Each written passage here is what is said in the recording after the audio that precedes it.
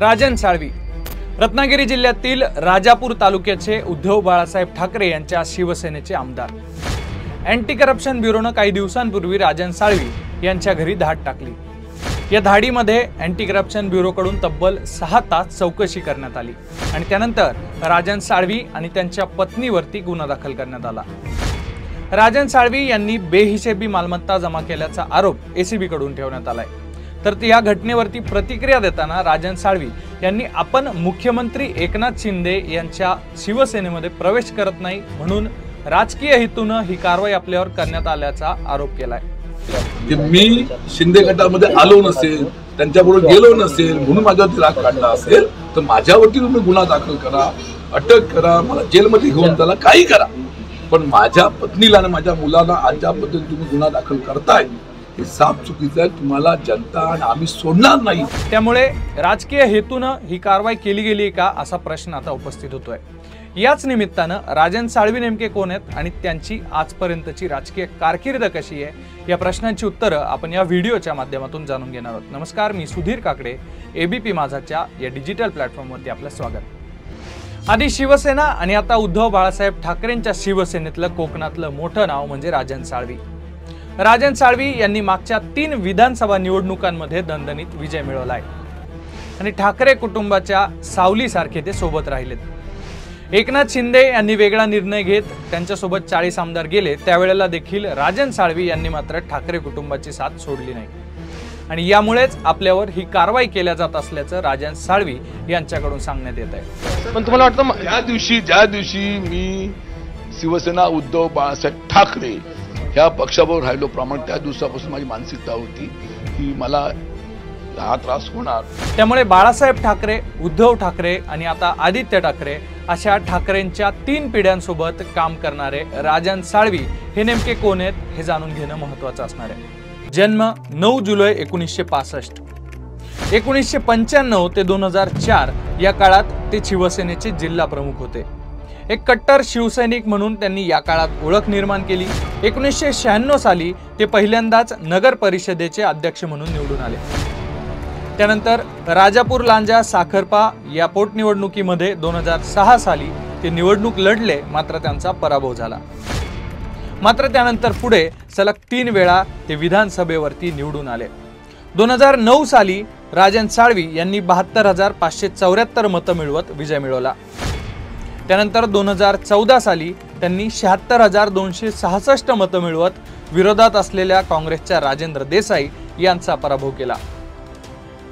तर 2019 साली सुद्धा राजन साळवी यांनी 65,443 मतं मिळवत विजयाची हॅट्रिक केली आणि अविनाश लाड यांचा पराभव केला। राजन साळवी यांनी आपल्या राजकीय कारकिर्दीची सुरुवात ही बाळासाहेब ठाकरे हे शिवसेना प्रमुख असताना केली।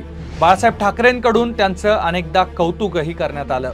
त्यानंतर उद्धव ठाकरे यांच्या नेतृत्वात सुद्धा राजन साळवी यांनी काम केलं आणि त्यानंतर आता शिवसेनेचे युवा नेते आदित्य ठाकरे यांच्यासोबत सुद्धा राजन साळवी हे काम करतायत। त्यामुळे ठाकरे कुटुंबाच्या 3ही पिढ्यांसोबत राजन साळवी यांनी अत्यंत जवळ राहून काम केलंय।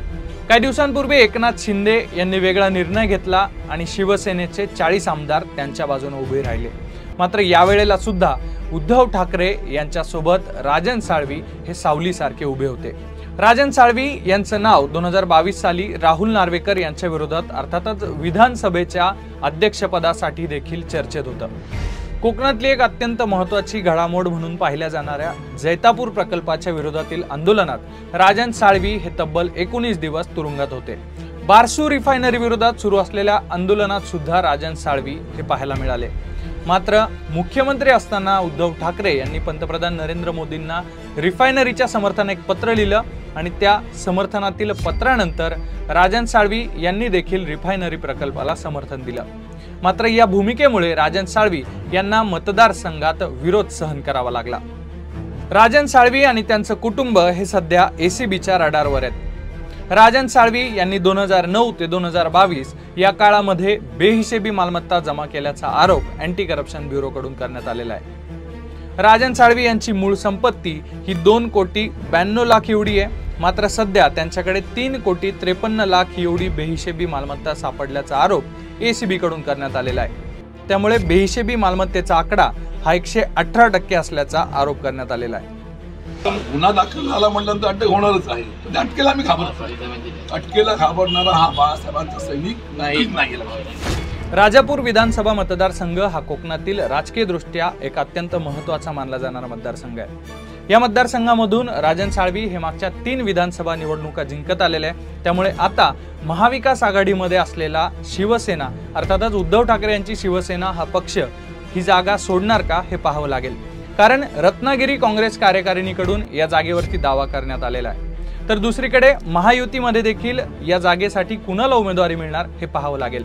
कारण मुख्यमंत्री एकनाथ शिंदे यांच्या शिवसेनेने या जागेवरती दावा केलेला आहे. त्यामुळे आता महायुती आणि महाविकास आघाडी यांच्याकडून नेमकी उमेदवारी कुणाला मिळणार हे पाहावं लागेल आणि या मतदारसंघात नवं समीकरण काय असणार हे आपल्याला निवडणुकांच्या तोंडावरतीच समजणार आहे. एबीपी माझा, उघडा डोळे बघा नीट.